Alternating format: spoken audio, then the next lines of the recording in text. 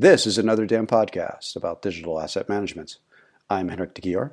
Today I'm speaking with Karl Jackson. Karl, how are you? I'm really well, thank you. Karl, how are you involved with digital asset management?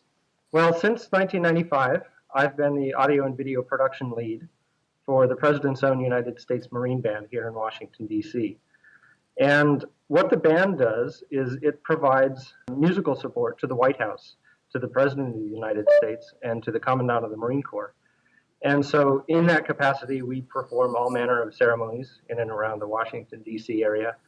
And in addition, we have a very active public concert schedule. We typically will play at least one public performance every week. And so as you can imagine, we have quite an archive of wonderful audio and video recordings.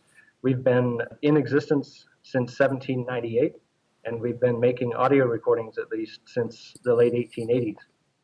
And so when I took over the Marine Band as the audio and video production lead, one of my primary responsibilities was to be the steward, really, of all of those audio recordings and video recordings. And so that's how I got involved with digital asset management, was first taking care of all of those analog recordings, but then increasingly digitizing those recordings and dealing with born digital recordings, and then making all of those recordings available to our musicians, our musical directors, and increasingly to the general public.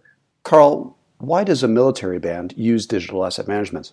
Well, it was really the late 1990s when it became clear to us that we needed to have a process for dealing with an increasing quantity of digital files. And these initially were digital audio files that resided on all manner of media, from Betamax tapes to digital audio tapes to compact discs. And so we had all of this media that we really wanted to have ready access to. And so we started thinking about how could we do that, and realized that our first task was really to decide what was important and to catalog that in a way that was useful to us, and then to make that all available to our musicians and directors. We have quite a lot of historical recordings, and all of those recordings are actively used by our video editors and by our audio editors, and in order to create products for historical projects and for public performances, and increasingly for web products, both on our own websites as well as YouTube websites and things like that. Now, our musical directors use the DAM quite a bit for research purposes. They need to have very quick and ready access to previous concert recordings in order to put together future events, not only at the White House, but also for our public performances. So, for example, the musical director may get a call from the White House tasking us with a performance for a specific diplomat that's going to be visiting, and the social event might have some very specific requirements. And so the musical director really needs to be able to tap into an archive of historical and current recordings to put together that program appropriately. So our musical directors use it quite a lot. Our musicians are using it quite a lot as well for research purposes. For a lot of our public performances, the musicians will use search tools to find performances that have been done in the past of pieces that they want to do in the future, both in order to learn how they have been performed historically, but also to kind of get ideas for how they might make those performances their own. So we really use the DAM systems and processes across the organization.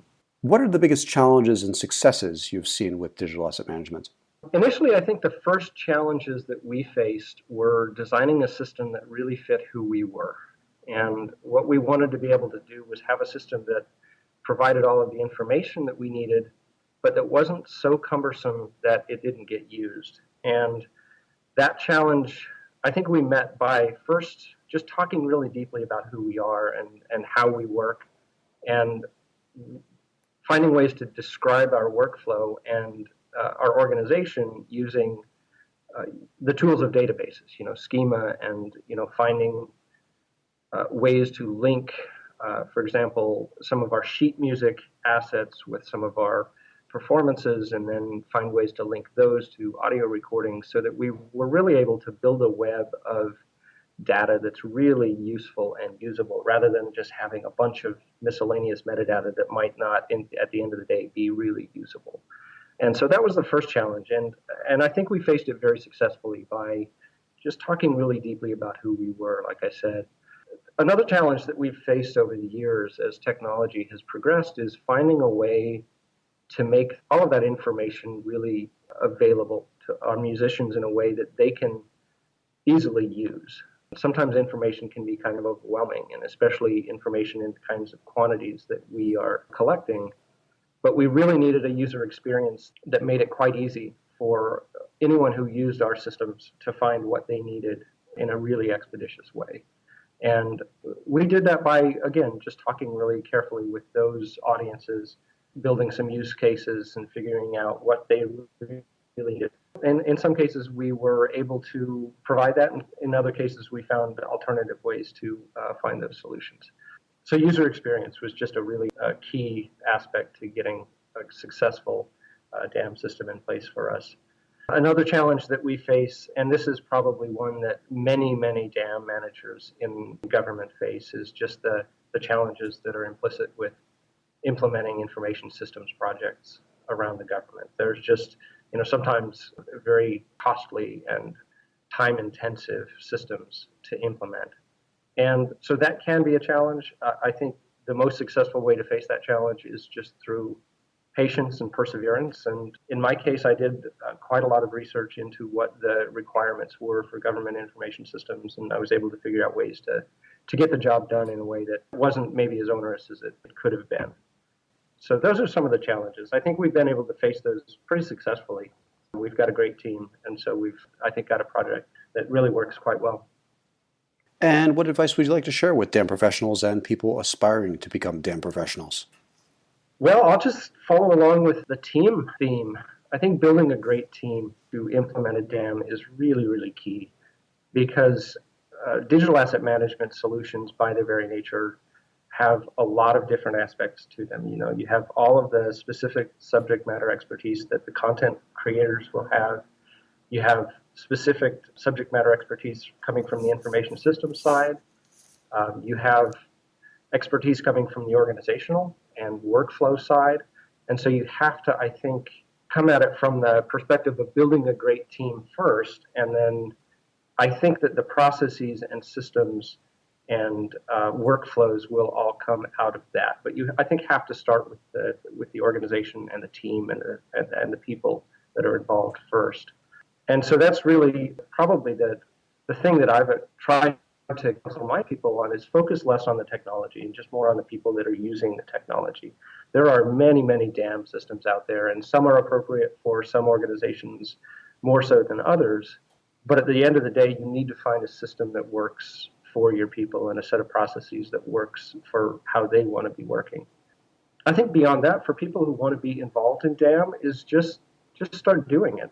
DAM is something that sounds very kind of possibly official and maybe even imposing, but it's really something that all of us do all of the time. And to be involved in DAM means just doing it increasingly well. So if you manage an iTunes system for your home computer, that's really doing DAM. And so if you're interested in DAM, dig into ways of doing that even better. And if you're really interested, it's really crucial to get involved in the community. There are so many smart people like yourself out there doing DAM, and it's really crucial to be listening to what they're saying and following what they're talking about and discovering new ideas and trying to bridge the gaps between different communities of interest within DAM so that we can all just keep getting better at it.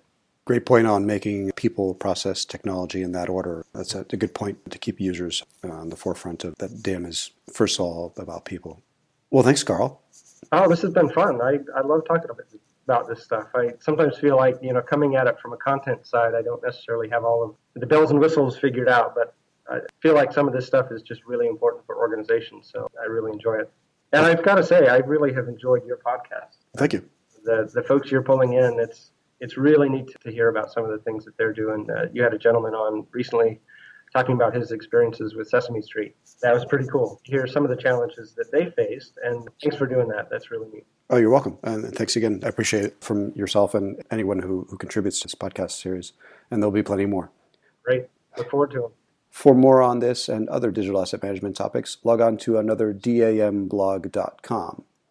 Another Dam podcast is available on Audioboo and iTunes. If you have any comments or questions, please feel free to email me at anotherdamblog@gmail.com. Thanks again.